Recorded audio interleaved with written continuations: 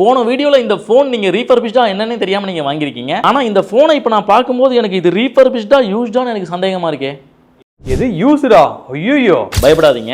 ரீஃபர்பிஷ்டா யூஸ்டான்னு எப்படி டிஃபரன்ஷியேட் பண்றதுங்கிறத நான் சொல்றேன். யூஸ்டு ஃபோன்ஸ் அப்படின்னாக்க உங்களுக்கு எப்படி வரும்னு கேட்டீங்கன்னா, கஸ்டமர்ட்ட செல் ஆன ஹேண்ட்செட் ஆன்லைன்ல பைபேக் போட்டு அதை வந்து பாத்தீங்கன்னா ஆத்தரைஸ்டு வெண்டார் மூலமா சேல்ஸ் கொடுப்பாங்க. சேல்ஸுக்கு வர்றதுல வந்து பாத்தீங்கன்னா யூஸ்டு ஃபோன்ஸ் நிறைய கேட்டகரிஸ் இருக்குது. அதுல வந்து ஏ கிரேட் அப்படிங்கிறது பாக்ஸ் டு பாக்ஸ் இருக்கும். வித் வாரண்டி வித் பில்லோட இருக்கிறது வந்து பாத்தீங்கன்னா ஏ கிரேட்னு சொல்லுவோம். அந்த மாதிரி பீசஸ் கிடைக்கிறது ரொம்ப ரேர். நிறைய கிடைக்க ஆரம்பிச்சிருக்கு. பி கேட்டகரி வந்து பாத்தீங்க அப்படின்னாக்க பாக்ஸ் இருக்காது, பட் ஹேண்ட்செட் டிவைஸ் நல்லா இருக்கும். சி கேட்டகரி வந்து பாத்தீங்கன்னா கம்பல்சரி இன்டர்னல் டேமேஜ் ஆகி இல்ல டிஸ்ப்ளே ஏதோ ஒன்னு வந்து பாத்தீங்கன்னா ரீப்ளேஸ் பண்ணிருப்பாங்க.